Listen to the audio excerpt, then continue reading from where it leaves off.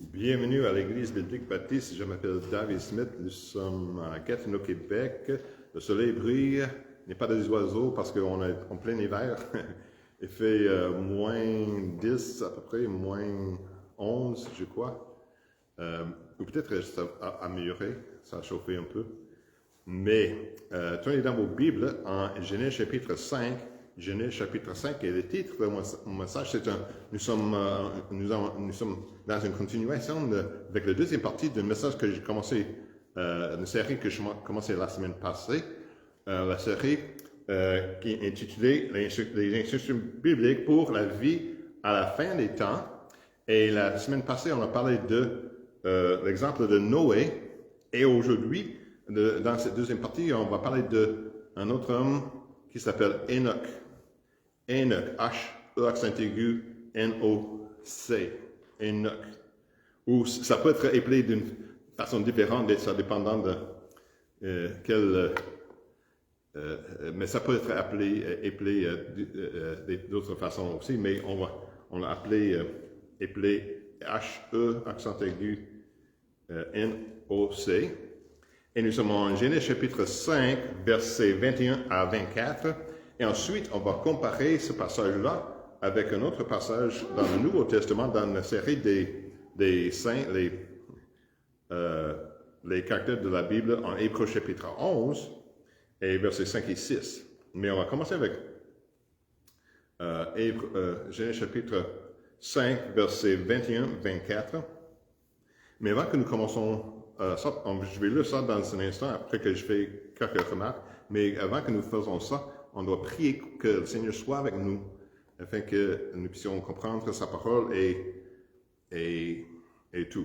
Prions au Seigneur. Merci Seigneur pour tout ce que tu nous donnes. Merci pour ta fidélité envers nous. Merci pour les gens qui sont venus aujourd'hui et qui écoutent en ligne, qui vont écouter à ce message en ligne, peut-être pas aujourd'hui, mais dans l'avenir.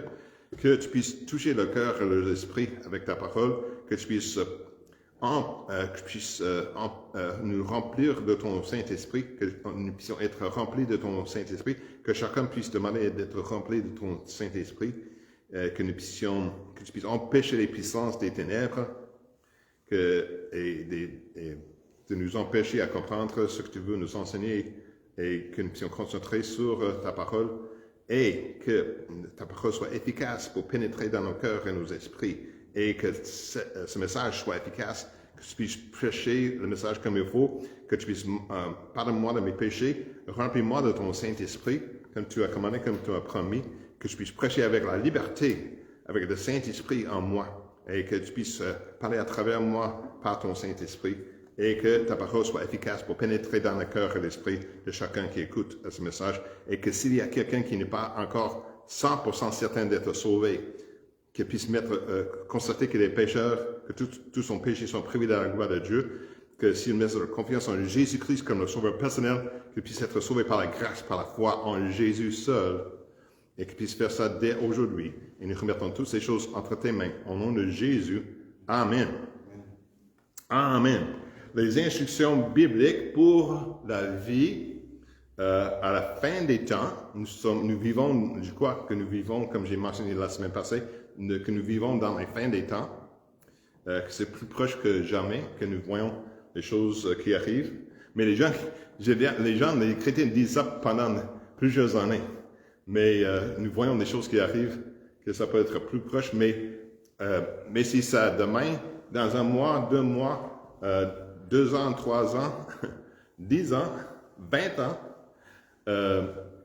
nous devons être prêts pour le second venu de Jésus. Nous devons être prêts pour la venue de Jésus qui peut arriver à n'importe quand. Et la semaine dernière, nous avons commencé une nouvelle série intitulée, comme j'ai dit, Instructions bibliques pour la vie de la fin des temps. Dans ce premier message, nous avons expliqué comment la Bible nous parle de 2 fins des temps. Le jour de Noé et les jours de Noé et les jours de la venue du Fils de Dieu, le second venu de Jésus. Alors, la fin des temps de Noé se produit par le déluge. La seconde fin, après que la seconde venue de Jésus, après que l'enlèvement, après cette année de tribulation, après les 1000 ans, la Bible dit qu'il y aura, le monde va être détruit par du feu. Et il y aura une nouvelle terre, les nouveaux cieux et une nouvelle terre.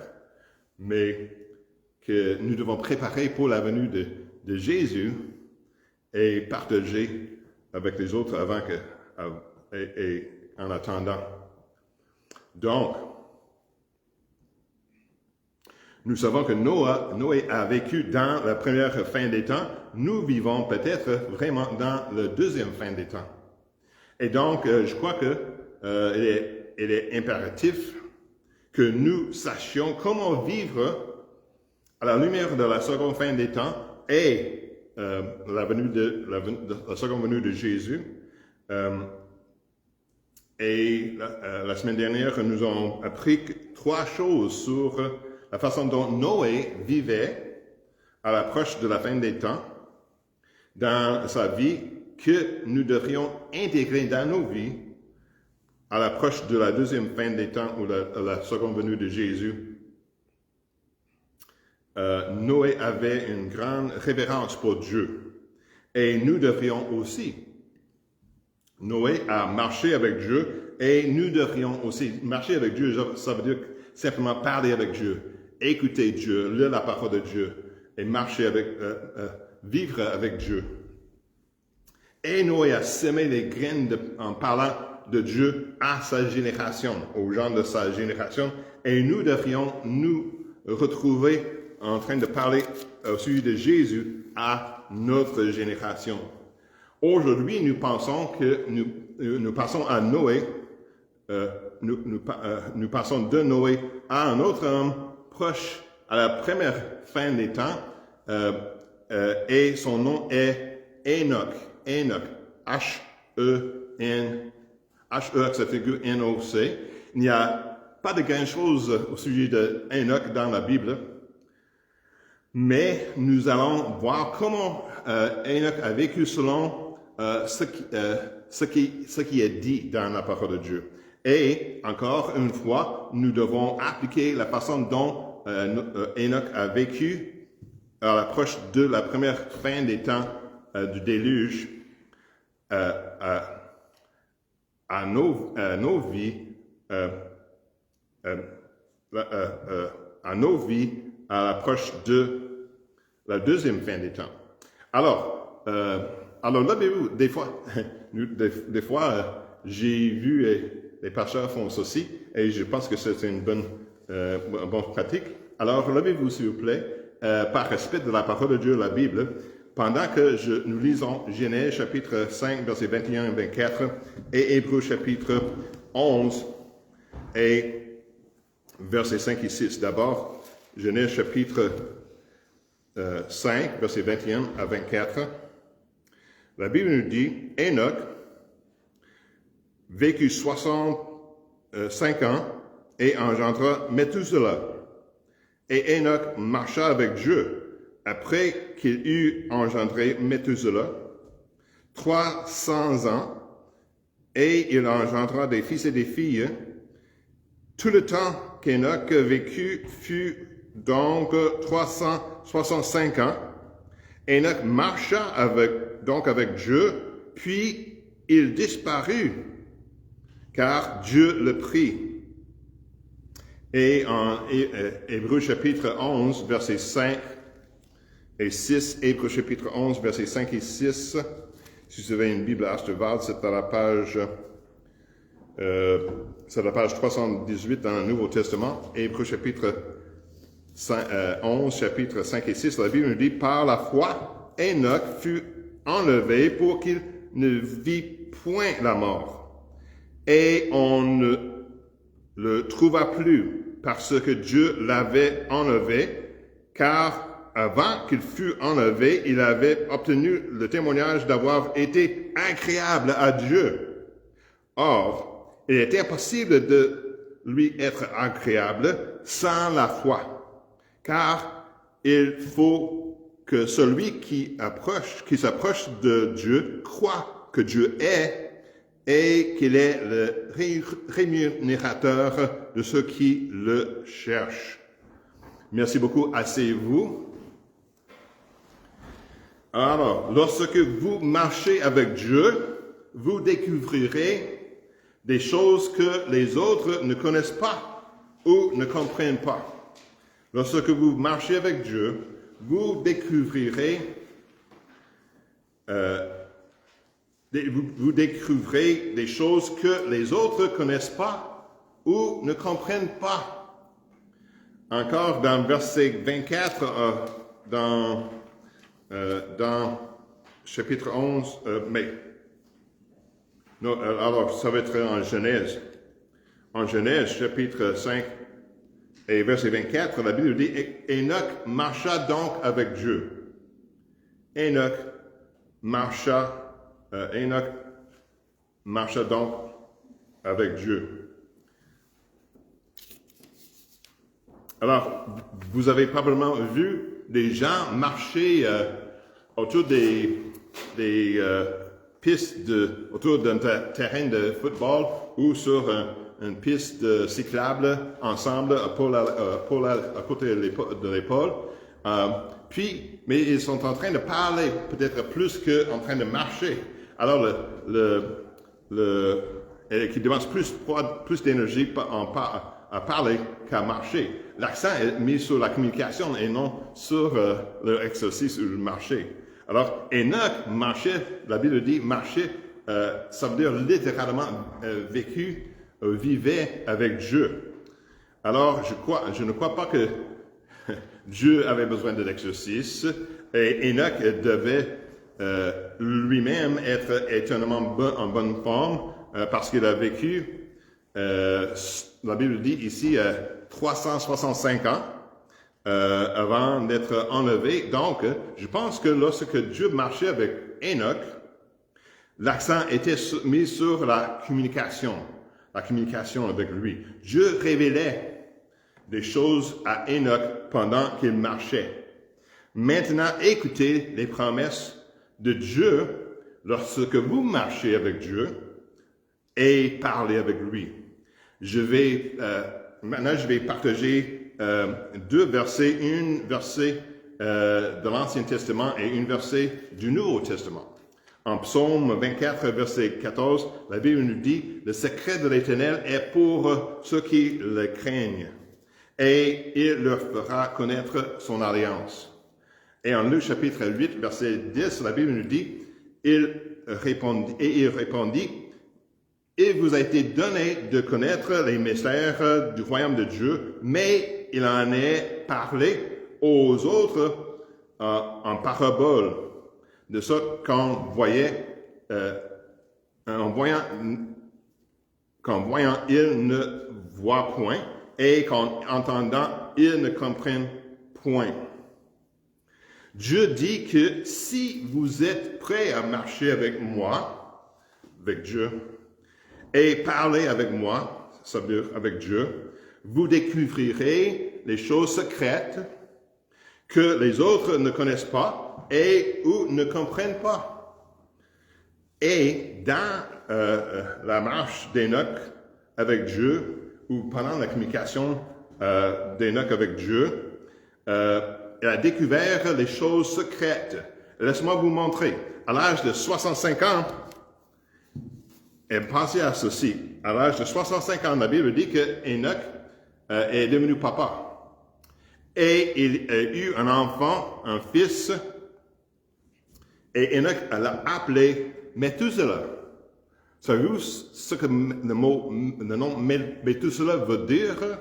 Le nom Methuselah signifie quand il sera mort, ça veut dire quand Methuselah sera mort, il sera envoyé. Ça veut dire le déluge sera envoyé. Quand Methuselah, quand il sera mort, le déluge où il sera envoyé.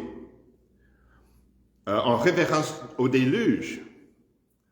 Alors Dieu a révélé ceci à Enoch avant qu'il a révélé ça à Noé, ou avant avant Noé, il a révélé ceci à Enoch. Le monde autour d'Enoch ne savait rien d'un déluge à venir, mais Enoch le savait parce que Dieu le partageait avec Enoch les choses secrètes lors de ses promenades, lors de ses marches. Alors, lors qu'il marchait avec Dieu. Les gens de l'époque de Noé avaient le signe de cette arche gigantesque que Noé bâtissait, construisait pour signaler que la fin approche.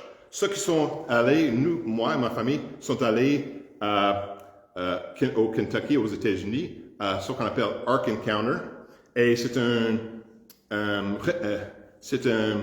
une arche construite aux spécifications exactes de ce que la Bible nous enseigne, et les gens qui ont vu ça disent que c'est énorme, gigantesque. Quand nous sommes arrivés, nous puissions le voir de loin, du stationnement, nous avons pris un autobus pour du stationnement jusqu'à l'arche. Et il y avait des arbres, des collines entre nous et l'arche pendant le chemin dans l'autobus. Mais dès que nous puissions se procher de l'arche et que je puisse le voir de la fenêtre de l'autobus, les premières choses qui sont venues à l'esprit, tout ce que je peux penser et dire que c'est wow, wow, wow, parce que c'est si énorme.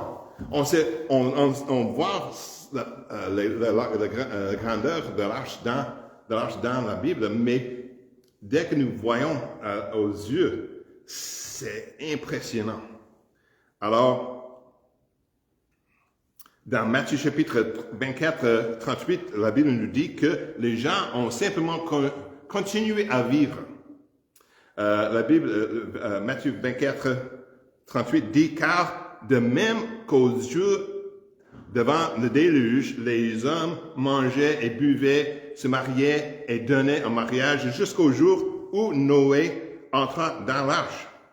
Et les gens ont agi comme s'ils n'avaient aucune idée du déluge à venir, malgré des messages quotidiens que Noé a prêchés pendant qu'il construisait l'arche, pendant les années. Noé marchait avec Dieu. Il connaissait les choses secrètes de Dieu. Il savait qu'un déluge allait arriver. Nous n'avons pas d'arche pour savoir que la fin des temps s'approche. Nous avons la parole de Dieu, la Bible, et ce que Dieu a dit, Dieu dit se produira à l'approche de la fin des temps. Et ceux qui marchent et parlent avec Dieu peuvent voir les signes des temps, peuvent voir les signes de la parole de Dieu indiquent que les événements de la fin des temps sont sur le point de se produire. Mais les gens qui ne connaissent pas Dieu continuent simplement à vivre leur vie comme si rien ne se produit, ou si rien ne se produirait. Alors, ils pensent en eux-mêmes que les choses continueront comme elles l'ont toujours duré, malgré tout l'accès dont ils disposent pour pour entendre la parole de Dieu, et que la fin des temps s'approche. Mais vous et moi, qui avons marché avec Dieu, qui ont parlé avec Dieu, qui ont lu la Bible, qui ont prié à Dieu, que Dieu nous a parlé par son Saint-Esprit, que nous avons marché avec Dieu, nous savons que la fin est proche. Donc, mon conseil est de passer du temps avec Jésus et d'apprendre des choses secrètes, des choses, c'est ce que la Bible nous enseigne. Les choses secrètes de Dieu deviendront plus importantes pour vous à mesure que nous approchons de la fin des temps.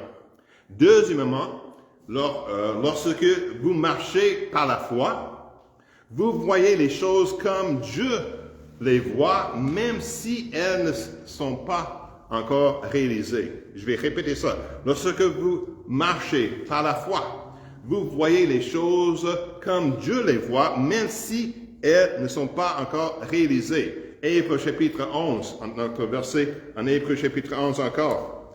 Hébreux 11, versets 5 et 6. Écoutez encore, la Bible dit au sujet de Enoch, « Par la foi, Enoch fut enlevé pour qu'il ne vit point la mort, et on ne le trouva point plus, parce que Dieu l'avait enlevé.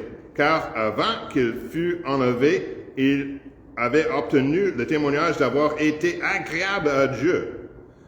Or, il est impossible de lui être agréable sans la foi, car il faut que celui qui s'approche de Dieu croit que Dieu est et qu'il est le rémunérateur de ceux qui le cherchent.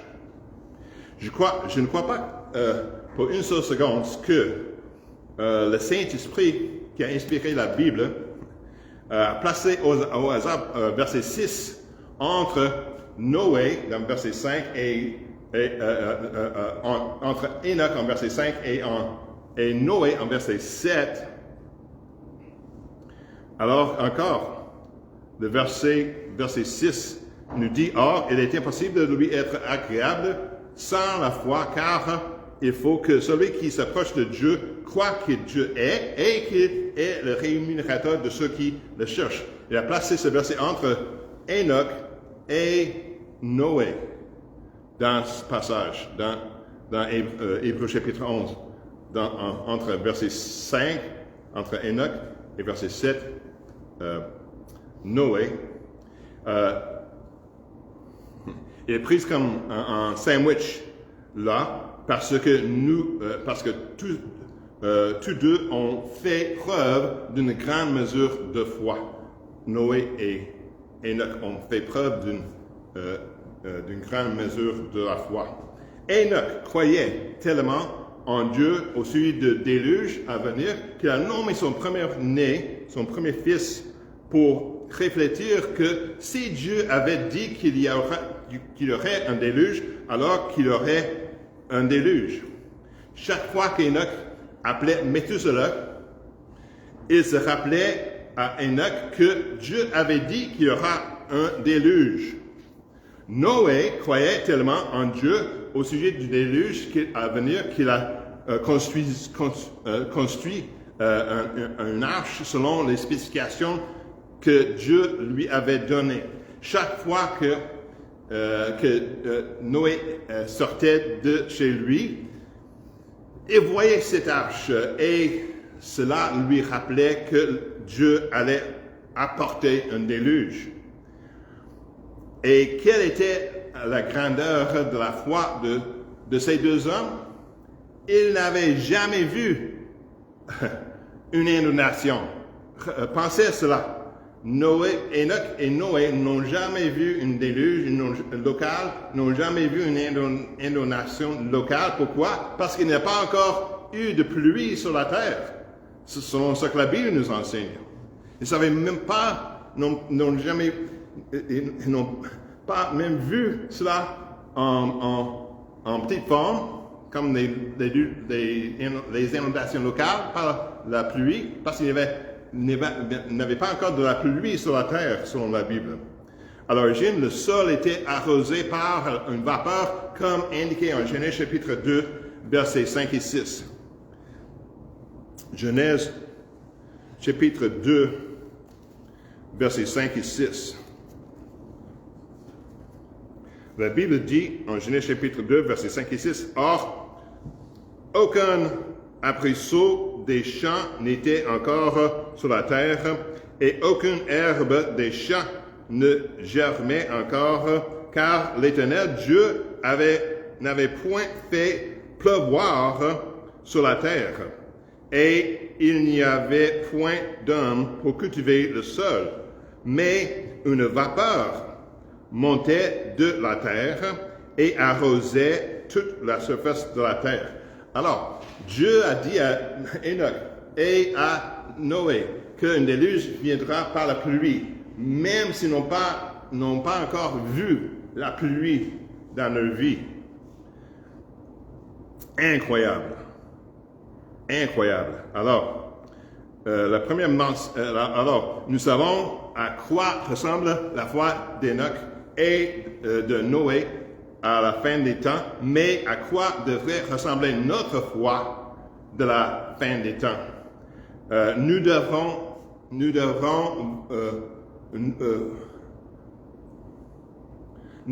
nous compter sur Dieu pour notre aide et non sur le gouvernement ou Ottawa. Nous devons compter sur Dieu pour notre aide et pas sur le gouvernement. Alors, Psaume chapitre 118, versets 8 et 9, la Bible nous dit « Mieux vaut se retirer vers l'Éternel que s'assurer en homme. Mieux vaut se retirer vers l'Éternel que s'appuyer sur les grands. » Alors, que les habitants de notre grand pays se tournent vers Ottawa ou vers le gouvernement local, vers le gouvernement du Québec, le gouvernement du Canada. Les croyants devraient se tourner vers Dieu. Enoch et Noé, ils ne sont pas tournés vers les dirigeants de leur ville pour se préparer au déluge, et nous aurions tort de penser que le gouvernement peut nous préparer à cette fin des temps. Dieu nous a dit en 2 Corinthiens qu'il guérirait notre nation par le gouvernement. En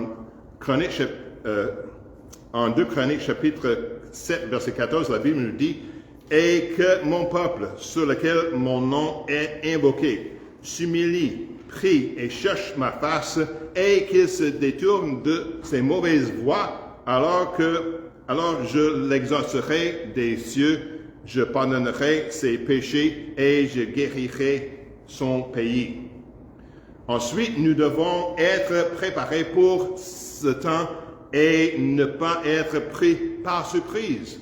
Nous devons être préparés pour ce temps, ça veut dire la fin des temps, et ne pas être pris par surprise. Jésus, après avoir dit à ses disciples que la deuxième fin des temps serait comme les jours de Noé, il avertit ceux qui seront ici pour vivre la seconde venue de se préparer. Noé était préparé, l'arche était bâtie. Nous devons être préparés. Notre temple, ça veut dire notre temple spirituel, ça veut dire le Saint-Esprit demeure en nous. La Bible appelle notre corps notre temple spirituel, notre tente temporaire. Notre temple spirituel doit être en ordre. Je peux comprendre que le monde ne soit pas préparé pour la seconde venue de Christ, mais l'Église, les croyants nés de nouveau, nous devons être préparés. En Matthieu chapitre 24, 42 et 44, la Bible nous dit « Veillez donc, car vous ne savez pas à quelle heure votre Seigneur viendra. Or, considérez ceci, que si un père de famille était averti à quelle veille de la nuit le larron viendra, il veillerait et ne laisserait pas percer sa maison. C'est pourquoi vous aussi, tenez-vous prêts, car le Fils de l'homme viendra à l'heure que vous ne pensez pas. » Ensuite, nous devons nous occuper de l'œuvre de Dieu à l'approche de ce jour. Nous devons nous occuper de l'œuvre de Dieu à l'approche de ce jour. Hébreux chapitre 11, encore. Hébreux 11 et chapitre 5 nous dit « Par la foi, Enoch fut enlevé pour qu'il ne vit point la mort, et on ne le trouva plus, parce que Dieu l'avait enlevé. car avant qu'il fût enlevé, regardez cette partie ici, ça veut dire Enoch, il avait obtenu le témoignage d'avoir été agréable à Dieu. Cette dernière partie du verset 5 dit, il dit que Enoch avait obtenu le témoignage d'avoir été agréable à Dieu. En d'autres termes, en d'autres mots, Dieu disait qu'Enoch était un bon et fidèle serviteur. Enoch était occupé à l'œuvre du Seigneur alors que le déluge s'approchait. En 2 Pierre 2,5, on nous dit que Noé était un prédicateur de la justice.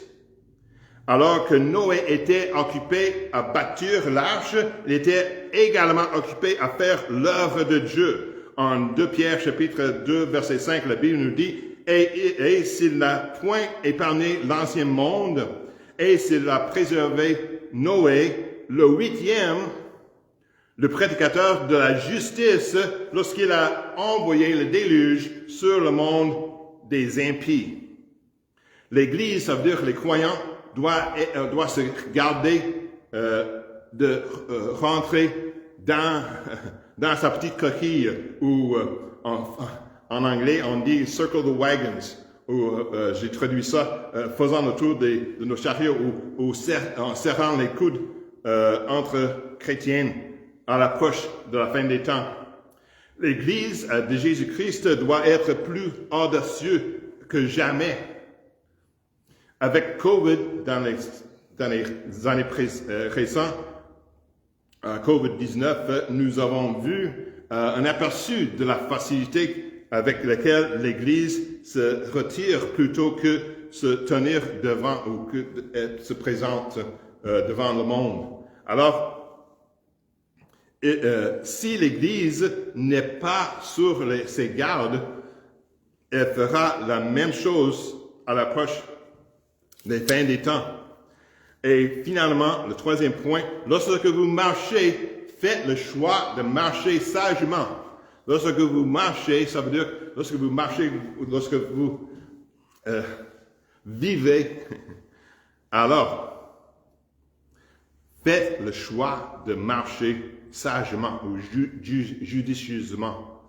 Et encore, la dernière partie de Hébreux chapitre 11 et verset 5 au sujet de Enoch, la Bible dit, car avant qu'il fût enlevé, il avait obtenu le témoignage d'avoir été agréable à Dieu.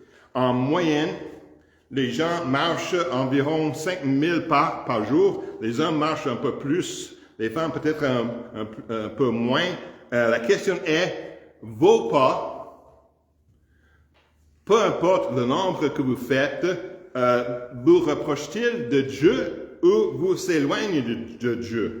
Vos pas vous mènent-ils à l'église ou au parc au beau dimanche ou pour regarder un match de football l'après-midi au lieu d'assister à l'église?